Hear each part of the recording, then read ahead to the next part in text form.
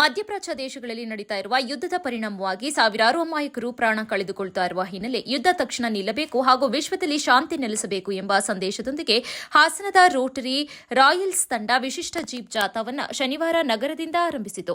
ನಗರದ ಬಿಎಂ ರಸ್ತೆ ಬಳಿ ಇರುವ ಖಾಸಗಿ ಹೋಟೆಲ್ವೊಂದರ ಆವರಣದಲ್ಲಿ ಹಾಸನದ ರೋಟರಿ ರಾಯಲ್ಸ್ ತಂಡದಿಂದ ಶನಿವಾರದಂದು ಹಮ್ಮಿಕೊಳ್ಳಲಾಗಿದ್ದ ಜೀವ ಸಂಕುಲಕ್ಕಾಗಿ ಯುದ್ಧ ನಿಲ್ಲಲಿ, ಯುದ್ಧ ನಿಲ್ಲಿಸಿ, ಜೀವ ಸಂಕುಲ ಉಳಿಸಿ ಎನ್ನುವ ಘೋಷಣೆಯೊಂದಿಗೆ ಈ ಜೀಪ್ ಜಾಥಾ ಹೊರಡಿತು.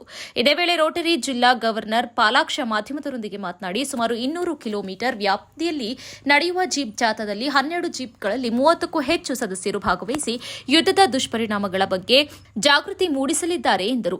ಯುದ್ಧವು ಮಾನವ ಕುಲ, ಪರಿಸರ ಹಾಗೂ ಪ್ರಕೃತಿ ಸಂಪತ್ತಿನ ಭಾರೀ ಹಾನಿ ಉಂಟು ಮಾಡುವ ದುರಂತವಾಗಿದ್ದು, ಯುದ್ಧ ಬೇಡ, ಶಾಂತಿ ಬೇಕು ಎಂಬ ಸಂದೇಶವನ್ನು ಜನರಿಗೆ ತಲುಪಿಸೋದೇ ಜಾಥಾದ ಉದ್ದೇಶ ಎಂದು ಹೇಳಿದರು.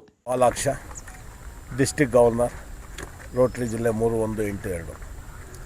ಇಂದು ನಮ್ಮ ಹಾಸನದ ರಾಯಲ್ಸ್ ಕ್ಲಬ್ನ ಎಲ್ಲ ಸದಸ್ಯರು ಸೇರಿ ವಿಶ್ವ ಶಾಂತಿಗಾಗಿ ಒಂದು ಜೀಪ್ ರೈಡನ್ನು ಆಯೋಜನೆ ಮಾಡಿದ್ದಾರೆ. ಇಂದು ಮನುಕುಲ ತುಂಬ ಗೊಂದಲದಲ್ಲಿ ಈಡಾಗಿದೆ. ಪ್ರಪಂಚದಾದ್ಯಂತ ಯುದ್ಧಗಳು ಜಾಸ್ತಿ ನಡೀತಾ ಇದ್ದಾವೆ. ಯುದ್ಧದಿಂದ ಆಗ್ತಕ್ಕಂಥ ಪರಿಣಾಮ ಎಲ್ಲರ ಮೇಲೆ ಇವತ್ತಾಗ್ತಾ ಇದೆ. ಇವತ್ತು ನಮಗೆ ಬೇಕಾದ ಪೀಸ್ ಆ್ಯಂಡ್ ಕಾನ್ಫ್ಲಿಕ್ಟ್, ನಮ್ಮ ಶಾಂತಿ ಇವತ್ತಿನ ಅವಶ್ಯಕತೆ ಇರುತ್ತೆ.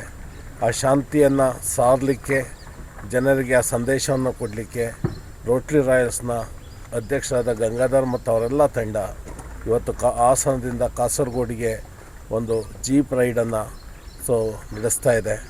ಈ ಜೀಪ್ ರೈಡು ಎಲ್ಲ ಯಶಸ್ವಿಯಾಗಲಿ, ಎಲ್ಲರೂ ಕೂಡ ಮೆಸೇಜು ಪಾಸ್ ಆಗಲಿ, ವಿಶ್ವದಲ್ಲಿ ಯುದ್ಧ ನಿಲ್ಲಲಿ, ಆ ಮೂಲಕ ನೆಮ್ಮದಿಯಾಗಿ ಜನ ಬಾಳುವಂತಾಗಲಿ ಅಂತ ನಾನು ಹಾರೈಸ್ತಾ ಇದ್ದೇನೆ. Manjunath Jain, assistant governor zone 9. Rotary royal ಅವರು ಮೊದಲು ಬೈಕ್ ರೈಡ್ ಮಾಡಿದರು, ರಸ್ತೆ ಸುರಕ್ಷತೆ ಬಗ್ಗೆ ಮತ್ತು ವನಮಹೋತ್ಸವದ ಬಗ್ಗೆ ಮಾಡಿದರು. ಇವಾಗ ಒಂದು ಉತ್ತಮ ಕಾಜಿಟ್ಕೊಂಡು ಪರಿಸರ ಹಾಗೂ ಯುದ್ಧ ನಿಲ್ಲಿಸಿ ಎನ್ನುವ ಕಾಜಿಟ್ಕೊಂಡು ಮಾಡ್ತಾಯಿದ್ದಾರೆ. ಇವರ ತಂಡಕ್ಕೆ ಎಲ್ಲರಿಗೂ ರೋಟರಿ ಝೋನ್ 9 ಪರವಾಗಿ ಶುಭಾಶಯ ಕೋರ್ತೇನೆ. ಈ ಕಾರ್ಯಕ್ರಮದಲ್ಲಿ ರೋಟರಿ ವಲಯ ಸೇನಾನಿ Mamata Patil, Rotary club of Hassan royal ಅಧ್ಯಕ್ಷ ಟೈಮ್ಸ್ ಗಂಗಾಧರ್, ರಾಯಲ್ ಆನ್ ವೆಲ್ ಅಧ್ಯಕ್ಷ ಹರ್ಷ, ಮಾಜಿ ಅಧ್ಯಕ್ಷ ಯೋಗೇಶ್, ಸಚಿನ್ ಖಜಾಂಜಿ, ಸಚಿನ್ ಸೇರಿದಂತೆ ಇತರರು ಉಪಸ್ಥಿತರಿದ್ದರು.